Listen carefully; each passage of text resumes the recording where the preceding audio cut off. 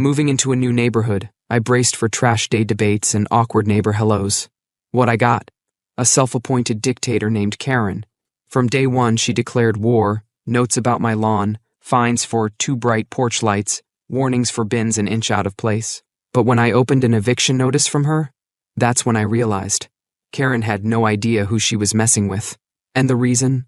Let's just say I held a secret she never saw coming. When I first moved into the neighborhood, I expected the usual growing pains, adjusting to a new place, getting to know the neighbors, learning the unwritten rules of the community, figuring out which day trash pickup happened. What I didn't expect was a self-appointed dictator named Karen, who seemed to think she had final say over everyone's lives. From the moment I moved in, it was clear she had a personal vendetta against me, though I had no idea why. Maybe she didn't like new homeowners who didn't bow to her self-imposed authority. Maybe she had too much time on her hands. Or maybe, just maybe, she'd been waiting for someone to challenge her reign for years, and I had unknowingly become that person.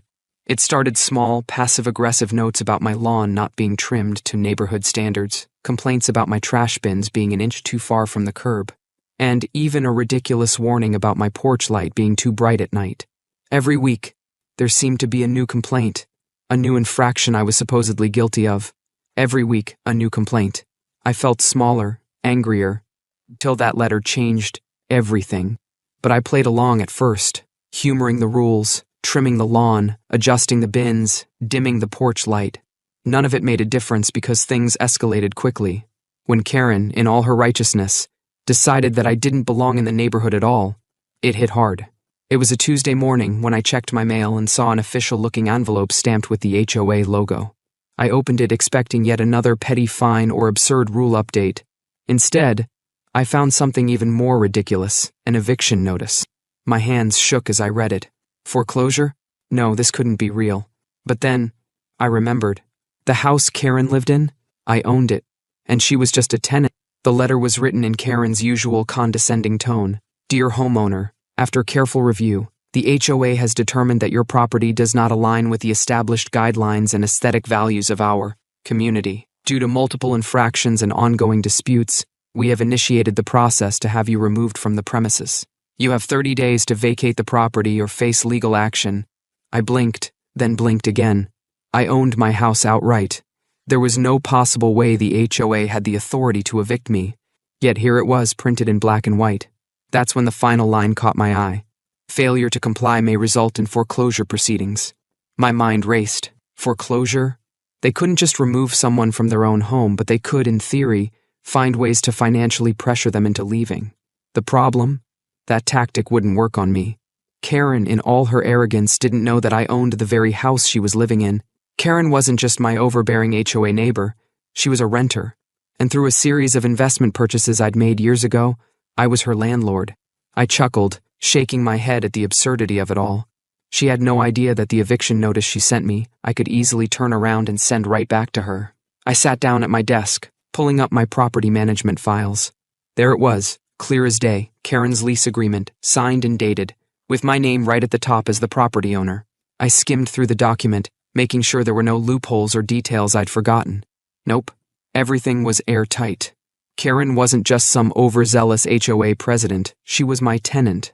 And by the terms of her lease agreement, she was in direct violation of multiple clauses. Harassment of other residents, check. Unauthorized alterations to the property like the ridiculous HOA signs she'd installed on the front lawn, check. Attempting to interfere with legal property ownership, oh, big check. Karen's smirk dissolved as she read the first line. Termination of lease. This is a joke, she spat. I leaned in, cold and calm. The joke's on you. This house? It's mine. That afternoon, I took a slow walk toward Karen's house, the one I owned. She was outside as usual, nitpicking at some poor neighbor about their garden fence being half an inch too high. She turned when she saw me, her expression immediately shifting into a smug, rehearsed look of superiority. I assume you got the notice, she said, folding her arms. It's nothing personal, but the HOA has made its decision. You don't fit the community standards, and we can't have that. I took a deep breath, savoring the moment. Oh, I got the notice, I said, reaching into my folder. And I have a response. I handed her the papers, watching as her eyes skimmed over the words. It took a moment before realization hit, and when it did, her face went pale. This, "This is a joke, right?" she stammered. "You can't do this. You don't have the authority." "Oh, but I do," I interrupted, smiling. "See, Karen, the house you're renting? It belongs to me. You sent an eviction notice for a property I own, while failing to realize that you've been living in a property that I've had the legal power to evict you from this entire time. Funny how that works, huh?" Her hands shook as she clutched the papers, her mouth opening and closing like a fish gasping for air. She had no comeback, no excuse, no legal loophole that could save her. "You wouldn't dare," she finally whispered, her voice barely above a breath. I tilted my head, feigning thoughtfulness. "Maybe not, but that depends on how you want to proceed from here. Because I'm done playing games. You're either stepping down from your little HOA throne, or you're stepping out of my house. Either way, Karen, your reign is over." Her face burned red, jaw clenched so tightly I thought she might crack a tooth, but I didn't wait for a response. I simply turned and walked away, leaving her standing there, holding her own eviction notice in trembling hands. Karen refused to believe that I could legally evict her, despite the fact that I had just handed her the official termination of her lease in black and white. I could see it in her eyes. She was scrambling for an angle, some technicality, some rule she could twist to avoid the reality of the situation. But the law wasn't on her side, and she had no idea just how airtight my case against her really was. The next morning, I received an email from the HOA. I didn't even have to open it to know exactly who was behind it. The subject line read, "Illegal eviction notice, violation of HOA bylaws." I sighed, already preparing myself for whatever nonsense Karen had cooked up. When I opened the email, I nearly laughed out loud. "Dear homeowner, it has come to our attention that you have engaged in unauthorized eviction proceedings against a resident of our community. The HOA has strict rules against retaliatory actions and unlawful displacement of residents. Any attempts to remove a member of this community without due process will result in immediate fines and further legal action. Please consider this your official warning. Sincerely, HOA Compliance Team." Oh, this was rich. I almost had to admire her audacity. Karen was clearly trying to use the HOA's authority to protect herself, but what she failed to realize was that HOA rules don't override state landlord-tenant laws. I wasn't kicking her out because I didn't like her. I was evicting a tenant who had breached the terms of her lease, plain and simple. Still, I wasn't about to let this nonsense slide. If Karen wanted to play games, I'd play right back.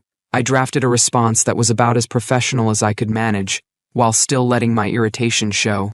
"Dear HOA Compliance Team, thank you for your message. I appreciate your concern regarding unlawful evictions. However, Karen is not a resident of the community in the sense you describe. She is my tenant. As the legal owner of her property, I have the right to terminate her lease for cause, which I have already done in accordance with state and federal housing laws. My decision is not subject to HOA oversight. Furthermore, any attempts by the HOA to interfere with lawful landlord-tenant matters could be considered harassment, for which I am prepared to take legal action if necessary. Best regards, your favorite landlord." I hit send and sat back in my chair, satisfied. Karen could try to weaponize the HOA all she wanted, but it wouldn't change the fact that she was out of moves, or so I thought. Later that afternoon, I heard a knock at my door. When I opened it, 2 police officers were standing on my porch. I immediately knew why they were there. "Sir, we need to speak with you regarding a complaint," one of them said. I sighed, already exhausted by the sheer pettiness of the situation. "Let me guess," I said. "Karen called you." The officers exchanged a glance. "She did.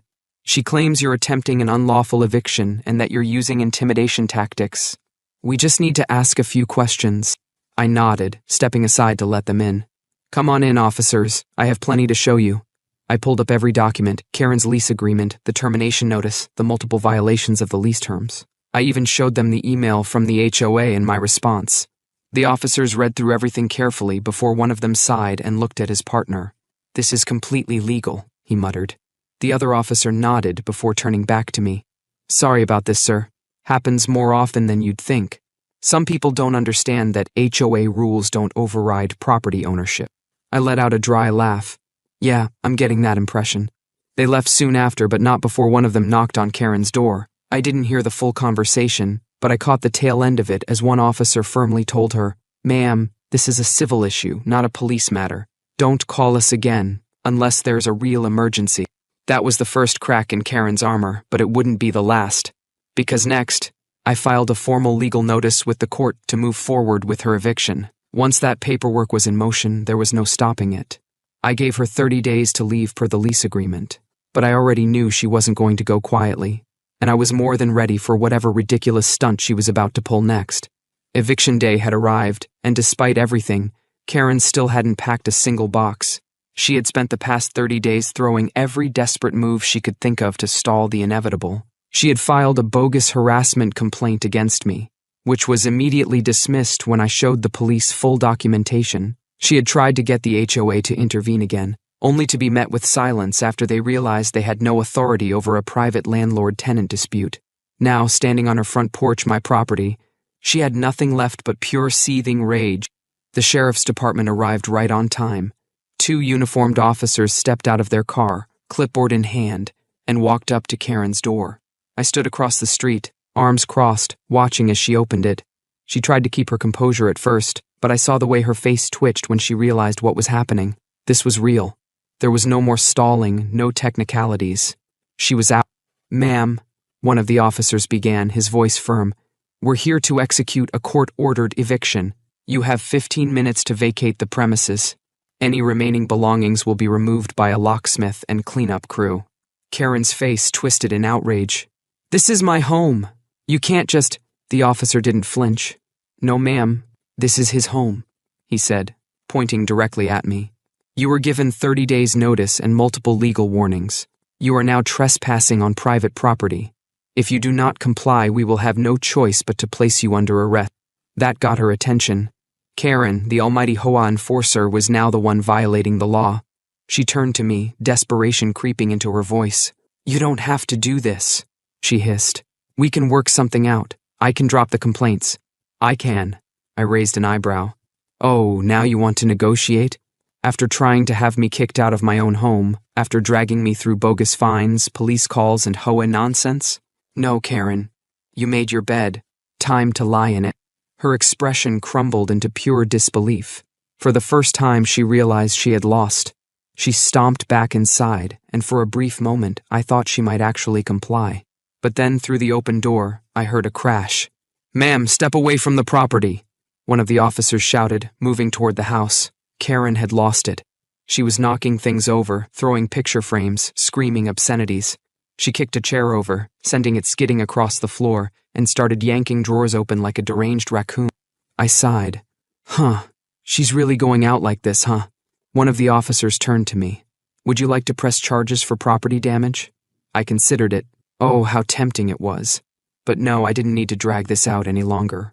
"Not unless she breaks something major," I said. "I just want her out." 15 minutes later, Karen stomped down the steps of my house, dragging a single suitcase behind her. She glared at me, face red with humiliation. She opened her mouth as if she was about to say something. One last insult, a final pathetic attempt to regain some dignity. But nothing came, because there was nothing left to say. She turned, got into her car, and sped off without another word. The officer secured the house, changing the locks, as I signed off on the final paperwork. It was over. Karen, the nightmare of the neighborhood, self-appointed queen of the HOA, was finally gone. I stood on my front porch, taking in the peaceful silence. No more bogus fines, no more threats, no more battles over community standards. And just to drive the final nail in the coffin, the very next day, I received an email from the HOA. "Dear homeowner, due to recent vacancies, there is now an open seat on the HOA board. As a valued member of the community, we would like to extend an invitation for you to apply." I laughed out loud. Karen's house was empty, the neighborhood was quiet, and now they wanted me to take her place. I closed the email and went about my day, knowing full well that I was never going to join the corrupt board. But watching Karen wherever she was, miserable, knowing she had lost everything, priceless. The neighborhood fell silent. No fines, no Karen, just the sweet sound of karma.